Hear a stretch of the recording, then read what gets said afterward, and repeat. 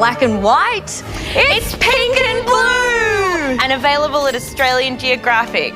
From the moment we're born, it's frills for girls. Barbie, flower and flutter fairy. And force for boys. G.I. Joe headquarters with electronic sounds, rapid fire gun and blast action targets. It's called market segmentation. The theory goes that dividing consumers up into smaller groups is good for business. And what easier way to divide humanity than by the junk between our legs? Kirsten, don't confuse sex with gender.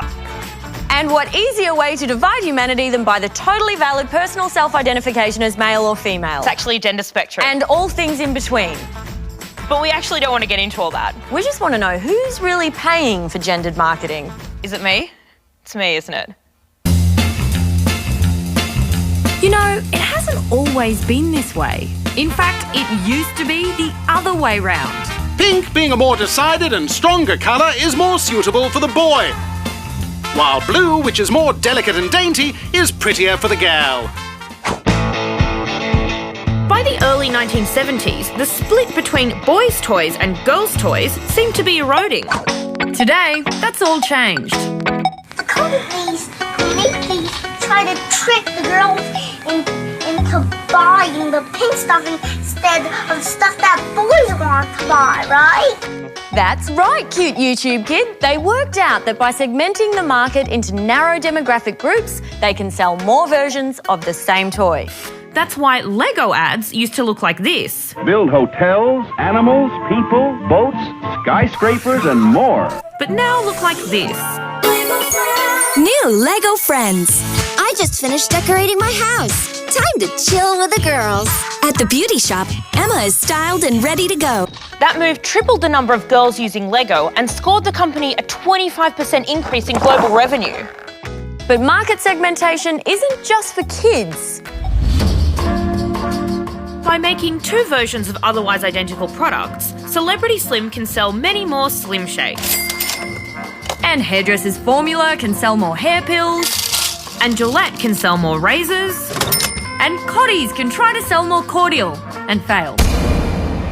And it's not just about trying to sell more, it's about trying to charge more too. Take this Body Glide anti-chafe balm. Triathlon lube, it's a thing. And it's great for feet, thighs and upper bodies. But Zoe, we're ladies. We don't have upper bodies. We have feet, thighs and bras, which is why we need Body Glide for her. Wait, aren't our bras on our upper bodies? No, Zoe. That's why our version costs nearly 60% more per gram than the original. Because according to Body Glide, we ladies need a petite-sized product for carry-along convenience. Because there's no way a woman could carry a normal Body Glide?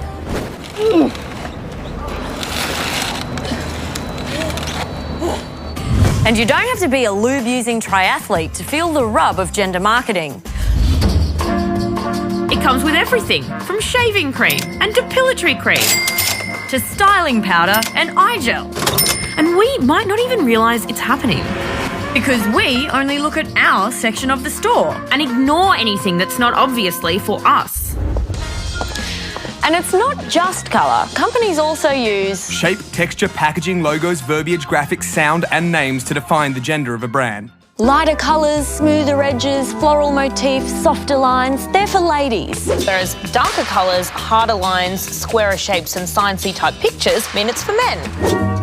That's why this pastel pack of tenor incontinence pads for women features a pretty little flower made of wee drops. Whereas the men's packet has a grid and arrows on it and very specific measurements.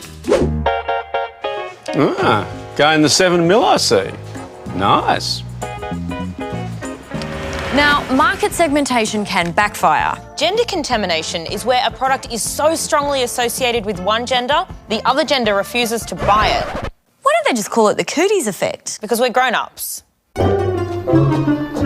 Anyway, it's much easier to get women to buy men's stuff than it is to get men to buy women's stuff. Take Dove. When they entered the male skincare market, they realised...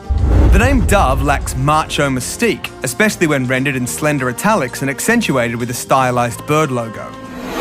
Stylised birds are totally for pussies. So they compensated by... printing men plus care in stand-up capitals and by the use of a battleship grey background. They even squared off the curves of the iconic Dove soap bar to give it a more manly appearance. Surely dudes are too smart to just fall for girly goop and drag. No, in 1 year they gained millions of customers in 30 countries with $150 million in sales just by reminding men that You're a man. A man!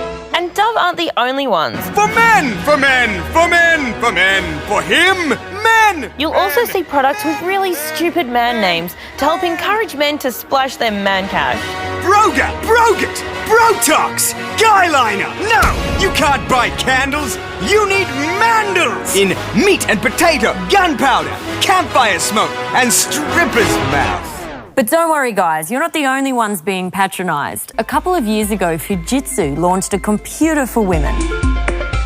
The Floral Kiss laptop for users with long fingernails came with scrapbooking and horoscope software, zirconia adornments, and a floral motif. And for women who couldn't use a computer, Does anybody have a pen? Bic brought out pens for her. Thanks!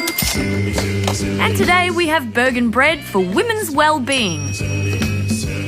Bergen call it this because they claim it may help maintain breast health. They don't mention men's well-being though, despite also claiming it may help maintain prostate health.